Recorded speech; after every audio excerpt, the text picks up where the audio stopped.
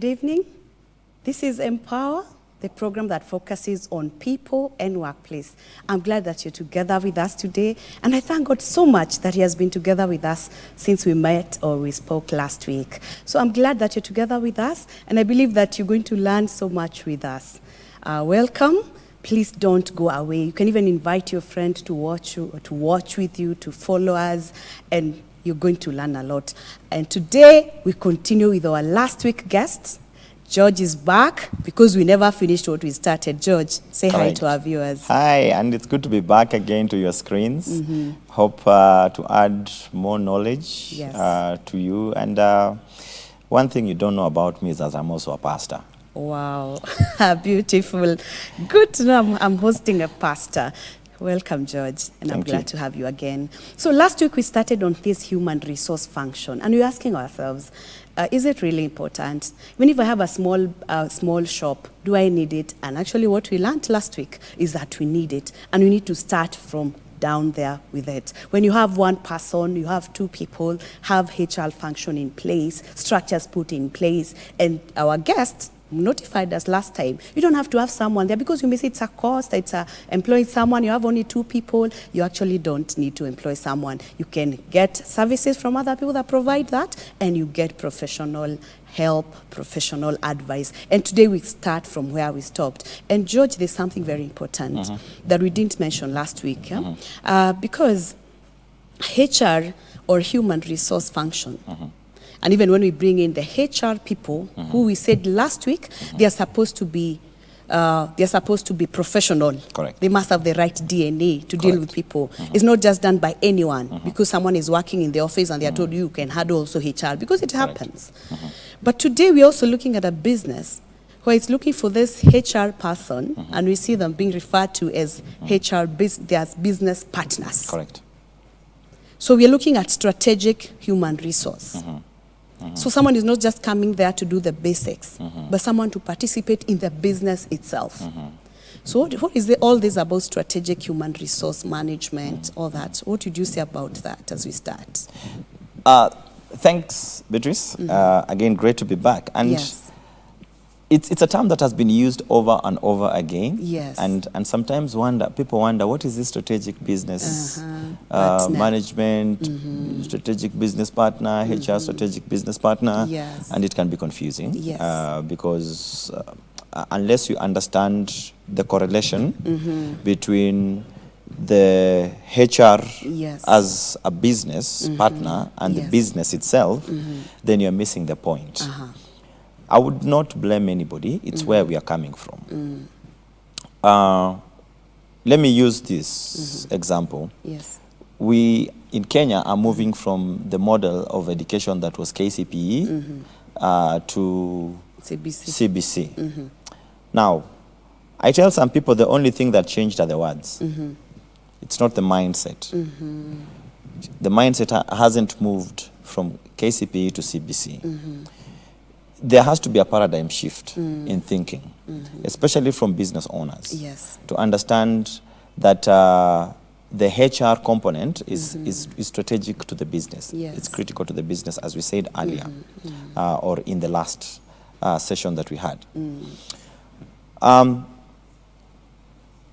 HR, as a business partner, must have an understanding of what the business is. Yes. What does the business expect or intend to achieve, whether in the short term or in the long term? And once you have that understanding, then you must plug in from a HR perspective, know the needs of the company or the organization you're dealing with, but from a futuristic perspective, not a day-to-day. Yes. Not the daily operations. Not the daily operations. And that's where the difference between the HR business partner and just the HR admin comes into play. You're not going to be filing people's leave days, you're not or leave forms. You're not going to be checking at the door who came in at what time, checking the time and attendance machine, which is okay. It's very good for business. But then you're going to ask yourself, if people are consistently coming to work late, what does it mean?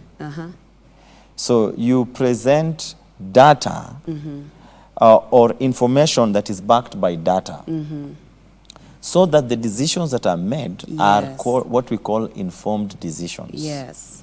That is more strategic. You're not putting your head in the business and only seeing what is in there, but you're having a bird's eye view and being able to prescribe the right outcomes or the right solutions for the business. The HR business partner is solution oriented. Yes. They are more futuristic. They look at the health of the organization and come up with interventions of how to make business environment better for an anticipated outcome. They're looking at succession planning. They're looking at tomorrow, not today. They're looking at not the people we have, they're looking at the value of the people we have, the skill sets that they have, and the competencies that they have. Beyond that, they're asking themselves, what kind of staffing or employee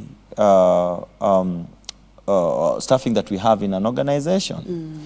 Is it the millennials, or is it, you know, the other generations, the generations, the baby boomers, and all that? What kind of staffing do we have?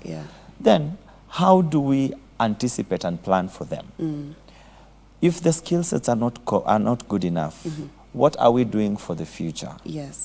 So what you need to do as a HR business partner in an organization is to look at the big picture in terms of where the organization needs to be in the next 5 to 10 years, and anticipate the same from a HR perspective. Lock in, and then you will be able to sit on the table with the rest of the board members and the senior level managers, and then add value, but then you must have data. You must have information. You must back it with something that proves to the rest that you are not just telling stories, but you are giving a solution that is backed by data. Wow. Wow, I love that. Because sometimes I think the mistakes that we make, or employers or business owners make, is this assumption that HR is just a simple thing. Yet you need to see it from that bigger picture. Correct. And that is why you find those organizations that already have, they are looking for that position, that someone that can sit on the table with the other business people within the business. Those guys that are focusing on what does the business do. You also listen, and I love what you have said about the data and also the information. As you sit there, as you get those reports about people getting late, a lot of absenteeism, what is it speaking to the business? How is it affecting the productivity of these people? And at the end of it all, it's affecting. When you're looking at people, getting people on board, hiring people, does the business require this? Are we getting the right people? Do they fit within the strategy of the business? Are these the skill set that we require for us to achieve what the business wants to achieve? It is as good as having a vision board. And you see where you want to get to in the next 5, 10, 15 years. And you can see it. But then your question is not what. It is the how. It is the why. It is a whole lot of questions that will get you there. As a business owner, you may not have all the answers. You need someone that understands your vision, the vision of the organization, and the strategies that are put in place to get there, and plug in. Remember, there are a number of things that HR will really, really get involved in. The culture of the organization. I will tell you this. Very good talent does not operate in a bad culture.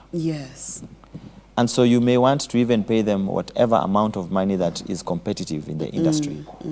But if your environment and the culture does not resonate with their future, they will not come. And if they come, they will not stay.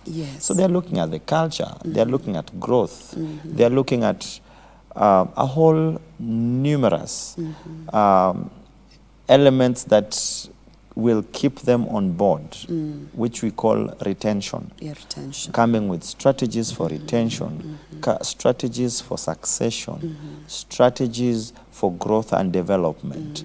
And the list can go on and on. True. Yeah. Yeah, thank you. And I think I'm looking at this business partner who's also able to see if people don't take leave, the business is losing. It's not just having leave days, balances, and giving that. But what is it speaking? And when people have gone all their leaves, they have zero, and it's still early in the year, what is it saying?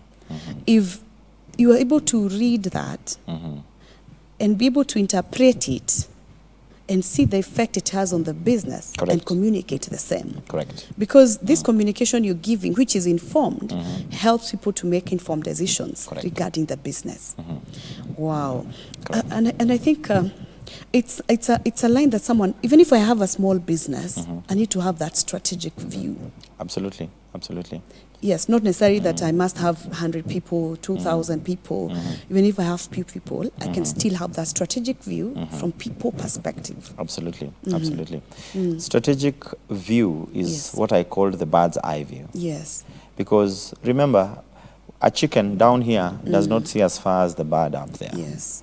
That's why many people make reference to the eagle. Yeah. Because first, it has very good sight. Yes. From up there, it can see opportunities. And that's why now the HR comes in to, from a strategic perspective, to inform the organization where they are at from a SWOT perspective. Yes. In terms of their strengths, their weaknesses, their opportunities, and their threats. And they help the organization move through storms, you know. Let me give a current problem or challenge that we've had just 2 years back. 10 years back, we never knew we'd ever get to COVID-19 status, situation. Yeah. No one ever knew. But then, if you have the right person on board, in terms of the HR, they would advise the organization correctly in terms of how to circumvent or wade through storms or uncertain situations that happen from time to time. So we got into situations that are not common, working from home. You know, how do people report to work when they are working from home? How do you handle performance when people are working from home? It introduced us to a completely new regime where if you do not have the right person on board or the right structure in place to help you wade through that, then you will almost end up being obsolete.